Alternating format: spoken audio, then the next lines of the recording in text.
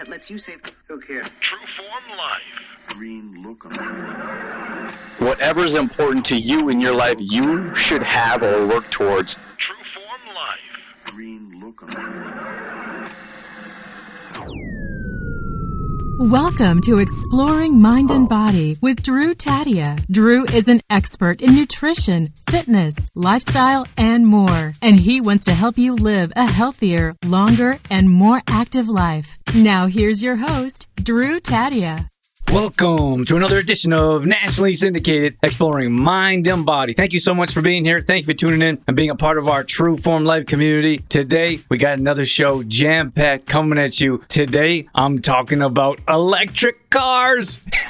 Oh my gosh, this is such a hot topic. There is so much going on around electric cars. I'm not just going to talk about electric cars. I guess I'm going to talk about politics a little bit. Hang on to your hats. I'm also going to talk about my dream car, what I've been working towards, and achievement. So sit back and enjoy. We got all that coming up. This is Exploring Mind and Body. Naturally improve your lifestyle one show at a time with your host, Drew Tadia. Alright, so today's show is all about the giant controversy of electric cars. My gosh, is this something that we should even be talking about? Yeah, it is. Because we got to raise awareness around what's going on in the world today and how there was so much segregation. We got to come together. We have to stop the madness. It is absolutely bonkers how over the last couple years, I censor most of my words on social media because they shadow ban everything if you bring up the word COVID, but it's the last couple COVID years that's created such separation, such segregation. Like, it's absolutely madness, and it has to end. I'm telling you, people are allowed to have different opinions. They're allowed to have different ideas. They're allowed to take different action. We're allowed to create the life of our own personal dreams, and that should be without the cost of disapproving parents, friends, family, neighbors, envoys,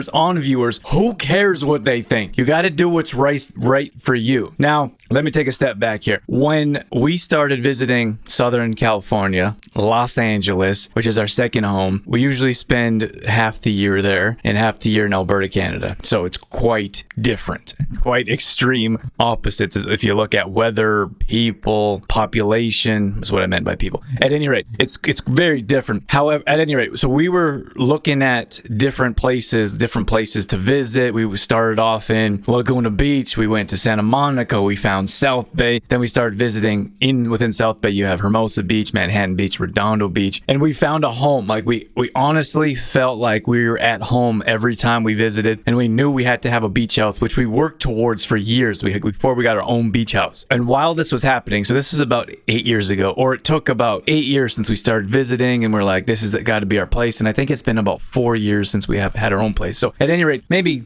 7, 8, maybe 9 years ago, we started visiting, and I gotta tell you, so they got these giant beach houses on the water, and it's unreal. It's a dream without question. It's something from a movie. If you're going north on the right side, so on the east side, you have a bunch of these. If you're going north, you have a bunch of these multi-million-dollar homes. Most of them are incredible. You have some rundown ones. You have some that are being rebuilt. There's lots of construction, unfortunately, because they're older, and the seawater, I think that, like, the salt water wears down, like it rusts metal really quickly. I think it causes issues with possibly wood. I don't know. I'm not a construction guy. But you have these beautiful houses that I think they get a little worn down or weathered because of the ocean air and because of the salt being so close to the water. At any rate, you have these giant houses on the right side, and then on the left side, you're going north. So on the west side, you see it's the ocean. You're riding or walking on a concrete path that is along the beach, and it's incredible. So when we started visiting this area, we were like, oh my gosh, like, what a dream come true. Like, these are places. So to give you a better idea, you could look at, like, we've seen movie stars there. We've seen Vince Vaughn there. We've seen, I don't know if you guys have watched Orange is the New Black. One of the actors, what was her name? Oh my gosh, I haven't thought about her for years. V. We saw Miss V. I don't want to spoil it and then tell you what happened to her. But so she was there in Manhattan Beach. You have a lot of the Los Angeles Kings. They live there, so it's a high-end area. And don't get me wrong, we don't live in Manhattan Beach. That's far too expensive. We live in, so you have Manhattan Beach, which is very upscale. Hermosa Beach is a bit younger, still upscale. There's zero parking. Younger, more partying, still quite expensive. Then you have Redondo Beach, and of course it's still expensive, but not compared to the other two. It's much cheaper to live there. You have the average type of people. It's closer. Like Manhattan Beach is quite isolated. You can hardly even get there. There's very few tourists. Hermosa Beach is a little bit different still. But Redondo Beach is kind of on the edge, and then you get into other cities or other cities that are like right linked, I suppose, or right next to Redondo. So it's easier to access for the average person. So you have more average type of people that come to that beach and that area, that park, for example. So it's kind of crazy how close they are, but they have such a different feel and a different atmosphere. And at any rate, I'm not entirely sure where I was going with that, but you're walking down and you see these incredible, beautiful houses. And at the same time, we saw these Teslas sitting in front of these houses, and we didn't even know what they were when we first started looking at them. But of course, they seem to be ahead of the curve, and they look futuristic. They kind of look like a bubble, and they don't make a noise, so they almost float down the road. They come to a stop sign, and there's zero noise, and many times it kind of sneaks up on you. And you're like, whoa, where'd that car come from? They look absolutely beautiful. So we said for years, we've been saying, oh, we got to have a beach house, but with a beach house, we got to have a Tesla. So what we started doing years ago is we started test driving Teslas, and then we do vision boards, and we do visualization, and we tell stories, like pretend stories of us visualizing, like having this multi-million-dollar beach house and watching the sunset in the evening and the sunrise in the morning. Sunrise is a bit more challenging because there's so many buildings, but if you're right on the water, you can see the sunset. It's absolutely amazing. And we're actually fortunate. We're on a busy street, but it's we just have a small place. We got a one bedroom apartment. It's all we need. It's our little beach paradise, but it's fun to dream and to picture and to visualize and to talk about these things. So we actually visualized living in the $10 million beach house right on the sand, walking to the water. But with these beach houses, many of them, I don't know what percentage, it just kind of maybe is a running joke for us to be like, well, if you got a beach house, you got to have a Tesla. And there's a lot, I think they actually have a hub, like Tesla has, I don't know if it's a manufacturer or their main is I think it's in Northern California, but they may have moved to Texas. And I don't quote me on that. I don't keep up with that stuff. It's not really important to me. What's important to me is setting a dream, setting a goal, going after it, going through the sacrifices, pulling yourself back up after failure. So at any rate, what happened is we said, are we going to do this? Like we saved, it was time. I feel like you have to decide what you want. And I've got this guy, his name is Ramit, and his website is iwillteachyouhowtobeamillionaire.com. It sounds a bit hokey, but he offers really good information. And he said, I read his book, I read a couple of his books, and he said that if you have to decide what's important to you in your life. You can't have the best of everything. And I don't like the word you can't, but he said it makes more sense. Like in the book, he gave an example of, he knows a guy that has a really tiny apartment in New York City, and he doesn't really spend much time in his apartment. So it's not important for him to have all the things in his apartment, like leather couches and fancy silverware, Cutco knives, or whatever it is. But it is important for him to go out to restaurants. So this guy spends quite a bit of money on restaurants, but he doesn't spend a bunch of money on his apartment. Another one was like, this guy was really like sweaters. Like, I don't know if they're cashmere sweaters or he really liked particular sweaters, but he didn't have a car. Because again, I don't know if he lived in New York City or where he lived, but he didn't have a car, so he wasn't spending a bunch of money on car payments or gas. Of course, you got a Uber or taxi or train ride, whatever, you're paying something. But it was important for him to buy these sweaters. So that's what he did, is when once a year, a couple times a year, he found a sweater that was, I don't know how much they were, at least a few $100s. And that's what he spent his money on. So at any rate, I'm just using that as an example for us. It's important for us to have a nice car. And that's not important to everyone, and that's perfectly fine. A lot of people don't drive luxury cars. They don't feel like they don't have money for big fancy cars, and that's perfectly fine. For us, we don't have big houses. We don't have big giant houses. We have we shop at the thrift store. I personally would rather shop at the thrift store than buy new clothes. But that's my own personal ideas and standpoint and what's important to me. Like, I don't care about buying brand new clothes. That's the last thing I could think about or worry about. I'd rather go to the thrift store and get something that's a bit worn and more comfortable. But I guess so. What I'm saying is that so if you look at our lifestyle, it's not a big house, like big giant house. It's not brand new clothes or jewelry. It's like we really like to have cars that look nice, that feel nice, that are safe, that aren't going to break down. That I don't have to do oil changes myself. That comes with the warranty. I got when we had have the Lincoln. The Lincoln's got Lincoln Select, so they come and fix your tire if you have any issues. So it just fit for us, and may not fit for everyone, but it made sense that, okay, and of course we still want a giant house on the beach. That doesn't really fit our lifestyle, but at least for the time being, the car does fit because we decided, like, hey, what's important to in our life? What are we going to spend our money on? And of course, a car was one of them. And so we got to have this Lincoln. The time came where it was like, hey, we got to have this Tesla. So the time came where it was like, hey, we got to decide what we're going to do. Are we going to ride out the Lincoln for a little bit? Are we going to get a new for a few more years? Are we going to get another upgrade? I really like Lincolns, and we have MKC, but then they have the Aviator. I don't know if that interests you guys, but they have more like bigger vehicles, more expensive vehicles. Ours is almost like a crossover SUV. It's smaller, and I really like it. It's more like a car. I'd prefer to drive a car, but because of our climate in Alberta, it's snowy most of the year, so it's just safer to have winter tires and SUV, more room. But that's one of the things that was important to us, to make sure that, especially with my family, now we have a newborn, and I want to make sure when my family's on the road that we're going to be safe. We're not going to break down. The tires are like, we check our tires all the time. Like, that's important to me. And that could be, and there's nothing wrong with being materialistic. Like, someone could say it's more important to me to have a brand new watch once a year, or I don't know, 3 times a year. How often do you buy watches? I have one wooden watch. Which I really like. But what I'm saying is, it doesn't matter. Like, whatever's important to you in your life, you should have or work towards. So I guess what I'm getting at here is that we finally made the decision. We put down the deposit. We said that this is the year of the Tesla. We're getting a Tesla. And I know, I'll get into it in a second, I know people are now people hate Teslas for one, just because they're the best, they're the first, they're changing the market. People don't necessarily like change. And then I always say it's lonely at the top. When you're at the top and everyone wants to be there or wishes they were there's a whole lot of hate and frustration just for those at the top. And of course, Tesla leads the industry it leads the entire automotive industry. And I'll tell you more about that in a moment here. So at any rate, we put the deposit down. We waited. It was supposed to be here in 3 or 4 months. It came in 6 or 7 months, which seems like a very long time. It was for me, because I was checking my updates every other day, which became a bit obsessive. So I had to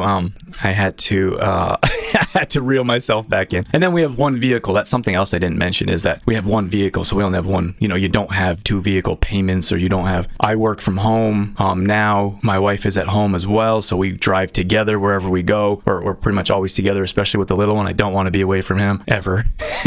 There's moments, of course, but there's no reason to have 2 vehicles. At one point, we had one cell phone between the two of us because we didn't need to. It just didn't make sense. So at any rate, that was just another point where I'm saying that if it makes sense for you, go and do it, or save for it, or make it fit in your lifestyle. And for us, having this Tesla, it's literally a dream come true. We've been talking about it for years, 7, 8, 9 years, like I said earlier, is that we've been talking about it. We've been dreaming about it. And it's a beautiful car. It really is. I know there's going to be some people listening that are like, don't like Teslas, or maybe they stopped listening by now, or they're not interested in electric vehicles. But so the Tesla finally came, and it was such a big deal for us, and we're so happy. And every time I get in it, even at this point, I think we've had it for a month or 6 weeks maybe, and it just makes me feel better. It's a beautiful machine. It does so many incredible things, and it's like a game. It's almost like a game. But that's what's crazy, is like the future is here. Like, we talk about, you see the Jetsons, and you talk about the things in the future, and I saw this video of a machine shooting targets. It was a human machine. Like, I shouldn't say it. It wasn't human. It was a machine that looked like a human. It had a gun. Someone was controlling it. It was shooting targets. It's absolutely bizarre to think, like, Terminator is here.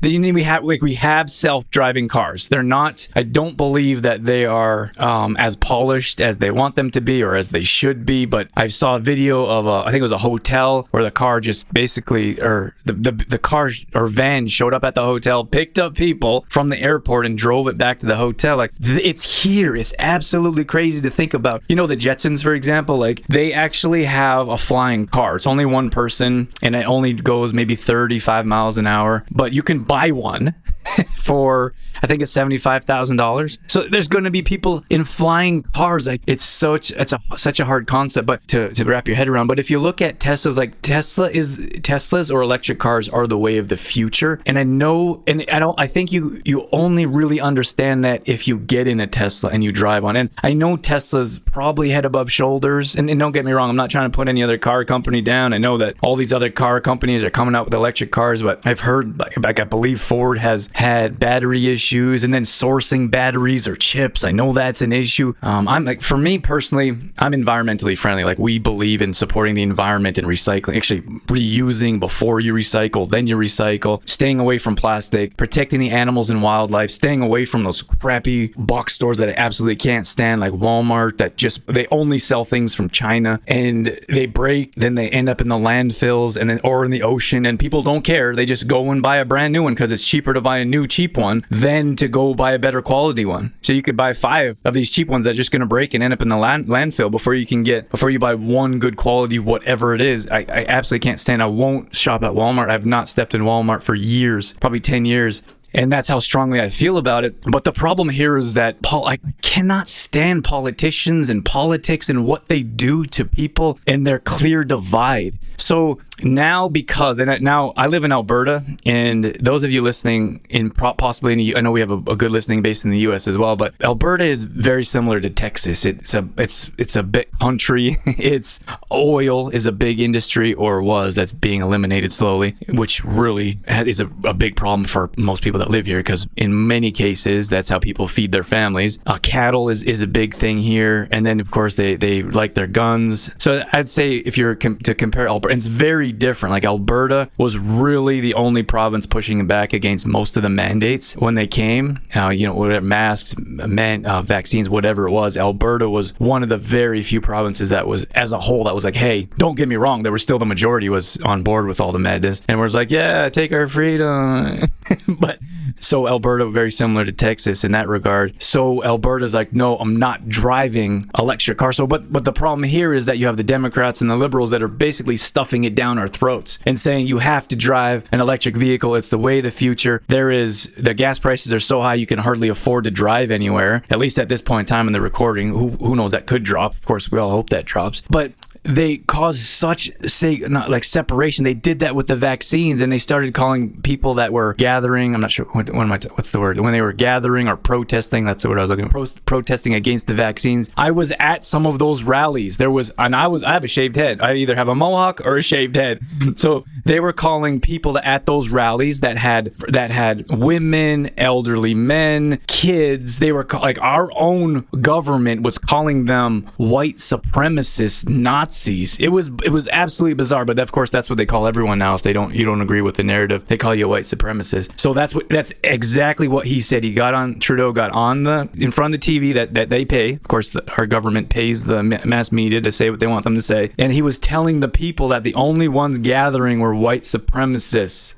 And I was like, what are you talking about? There's women here. There's kids here. There was people hugging. Everyone was happy and friendly. And then they're trying to talk about violence. Like, they were just making things up. It was bizarre. But my point is that what they were trying to do is separate the vaccinated from the unvaccinated. And it's the same thing. Like, we went through that for 2.5 years, and now they're doing it with the green movement. The liberals and the Democrats are all about this green movement, but we know, and so what I was saying was, like, I'm very environmentally friendly, and I would prefer to drive an electric car, but we know to mine whatever it takes to create that battery. I don't know those details, but we know that process is not good for the environment. So all they're trying to do is stuff it down our throats to be like, you have to do this, it's better for our environment. But meanwhile, you have India, you have China, and other countries that have zero regulations, and we are importing, so we're actually supporting all of their zero emission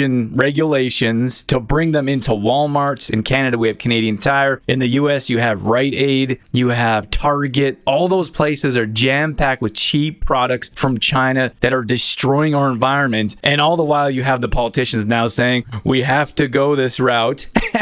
We have to drive these electric cars because it's better for the environment. Of course, it's better for the environment when it comes to the pollution of gas. But what about, my point here is, what about what it takes to create the batteries. We know that's causing disasters to certain in areas to their environment. So I guess I'm just trying to say, like, we should be able to do what we want. Like, I absolutely love my Tesla. It's a beautiful vehicle. I had a Cadillac. I always wanted a Cadillac. So I finally bought a Cadillac. That was 6 years ago. Then after I had that for 4 years, then I bought a Lincoln. Both luxury, beautiful vehicles. This Tesla is head above shoulders though than those cars. I got to tell you, when you plug it in, right? I don't like filling up with gas. Sometimes it leaks. It's smelly. Your hands get. I know that probably sounds ridiculous to a lot of people, but that's just my opinion, and we're all allowed to have our own opinions, right? So I don't really like filling up with gas. I absolutely hate getting an oil change. You got to sit there all day. There's always complications. They always try to upsell you. These, in most cases, I've had some good experiences, but dealerships are the worst. There's always a greasy sleazeball that's trying to sell you things that you don't need. I've been through dealerships for plenty of years. I've been through dealerships since before we had our Cadillac. So 10 years of working with dealerships, buying newer cars. Like I said, I prefer to buy newer cars, and I dislike dealing with dealerships. And you know what the thing is the whole Tesla is changing the whole entire car game, like the whole automotive world. It's changing because of Tesla. So when you buy a Tesla, there's no negotiating, absolutely zero. And don't get me wrong, at some points in time, I really do enjoy negotiating. I negotiate all the time with products and ingredients and supplies and pricing and quantities and shipping. Like, I do that all the time with our products. But when it comes to a car, I don't want to deal with a sleazy salesman. And don't get me wrong, I have met some car salesmen that were very nice, kind, polite, and seemed honest. But for the most part, that stereotype, from my experience, that stereotype is real. Like, you find the sleaziest people selling cars for whatever reason. So when I go and buy a car, I go into a dealership, I don't want to talk to a sleazy guy that's going to lie to me and make some stuff up just so he can get a few more dollars out of me. I just don't want to do it. I don't want to go and wait in line. This last time I spent a whole day with our Lincoln trying to get an oil change. She told me it was going to be an hour and a half. Then I waited 3 hours and said, "Hey, why isn't it ready?" And then she says, "Oh, sorry, I thought you were going to pick it up at the end of the day." And I said, "What do you mean to pick it up at the end of the day? You knew I was coming from out of town. I asked you when it was going to be ready." So it was a big deal. I wasted my whole day waiting for a single oil change that should have took an hour. But that's what's happened. So with the Tesla, I don't have to get an oil change. I don't have to worry about filling up with gas, and there's no negotiating when you pick up your car. Some people may like that, or some people may not. When you go and pick up your car, oftentimes they drop it off. I guess depending on what region you are or what city you're in, they drop it off at your house, so you don't even need to go to a dealership. Absolutely everything is done on your phone, like through the app. And so you book it, whatever. You got to do a tire change, you got to do an update, you got to do an adjustment. That's all done through the app. So they don't want you to be doing that through calling, because they want everything to be automated through the app. It's such a far stretch for a lot of people that can't wrap their heads around it. And here's the issue: is that most people don't like change, but at the same time, a lot of people really want to be at the top or at the peak of the change. They want to be the first. Like, you see, if people really love Apple, for example, they wait in line to get their Apple phones, for example. So this is different. It's completely different. And then of course, the owner or the CEO of Ford, he just did a whole spiel, a controversial presentation about how they're saying, like, oh, because of a bunch of nonsense, a bunch of made up stuff, that they're changing their industry as well. But it's because of Tesla. So they're doing less dealerships, they're hiring less people, because all the cars right now are backed up. They have very few cars at dealerships. So instead of buying your car on the lot, you have to order it, just like Tesla. So a lot of things that they're doing is there's no negotiating with Ford. This is going to be happening in the future. If it's not happening now, there's no negotiation. You got to pay the sticker price for your car. You have to order it and pay for it, or at least put a deposit before it comes. And there's going to be less inventory on the lots, just like Tesla. So Tesla's changing the whole game. I think it's cool to be at the front of this whole thing. Like, let me be very clear that I don't think you should be forced to drive an electric car. You should drive whatever you want, but at the same point in time, just because you have an electric car doesn't mean you should be looked down upon. So there's two different sides. You should do whatever you want without shame or ridicule. And the thing is that Teslas were kind of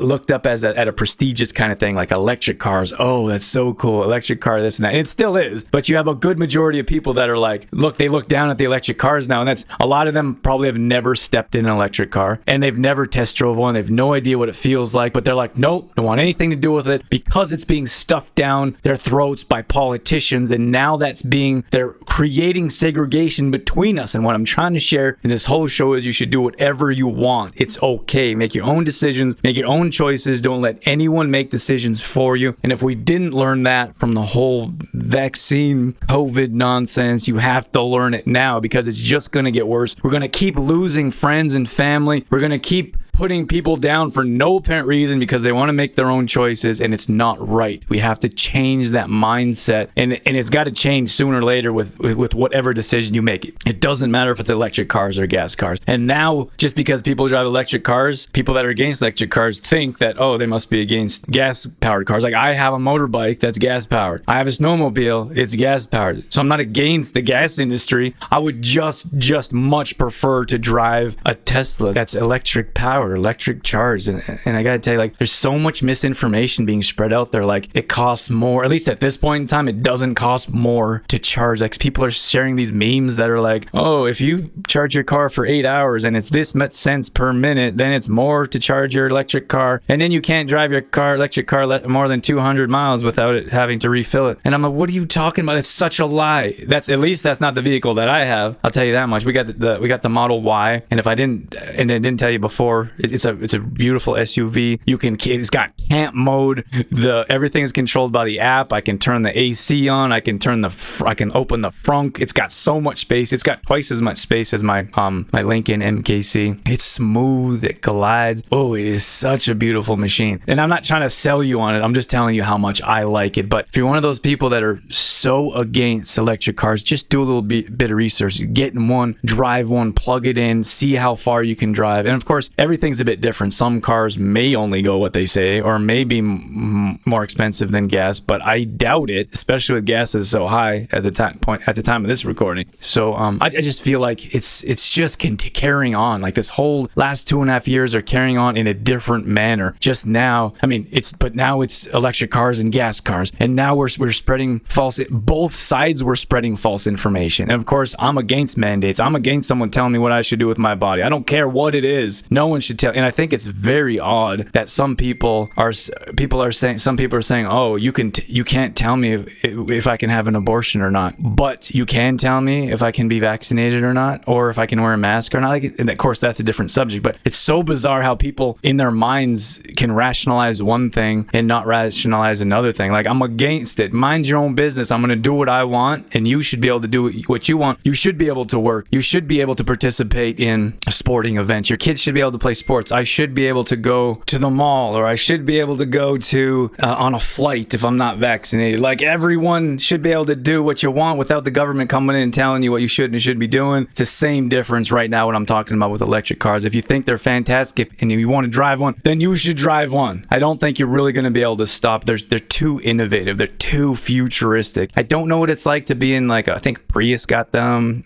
Ford's coming out with them. The Chevy, like, they're all coming out with these electric cars. I don't know what it's like to be in them, but I can tell you it's an unreal experience. Every single person that has sat in my Tesla, they have been blown away, absolutely blown away by what the car can do, how it handles, how fast it is, how it charges, how it runs through the app, how it's all electronic. And then, of course, I got to wrap things up here, but I know that there's the whole political side of it, that it's like they only want you to drive electric cars because they want to shut you down at any point in time. And I understand that. I've thought about that, but I'm not going to let fear get in the way of my dreams. If they're going to, like, they've locked us down in homes, they've made people quit their jobs, they've kept people from going into stores or being able to eat at a mall. But it's absolutely bizarre. That bothers me on a deep, deep level because of the segregation that they are creating. But we can't let them create this separation. Like, you should be able to do what you want without people judging you and trying to make decisions for you. Mind your business. We've lost too many friends. We lost too many family members, that we're still trying to heal those relationships. And now they're bringing something else in. And if we don't come together as humanity, then they're going to keep doing it, and they're going to keep separating us in different ways because we're strong in numbers. And if we're not all together working as one, they can break us down. They can tear us apart just like they've done in the past, and they'll keep doing it. I'm going to wrap things up here. I really appreciate you coming in and listening to my words around electric cars, electric vehicles, gas-powered vehicles, politics. That's just how it goes. Some people don't want to hear about this stuff. I've even bit my tongue a little bit in the past, but the world needs leaders. The world needs stronger leaders. It needs people to stand up, voice their opinion, and not allow this to continue to happen in our world. It's got to stop. And that stops with people's voicing their opinion and taking action, leading by example. And I have to do that. That's what I'm here for. That's it. That's all I got. I'm out of here. As always, I'm your host, Drew Tadia, in health and fitness for a better world. Thanks for listening. You've been listening to Exploring Mind and Body with Trueform Life's Drew Tadia, fitness expert. To find out more about the show, Drew Tadia, or to listen to past shows, visit exploringmindandbody.com.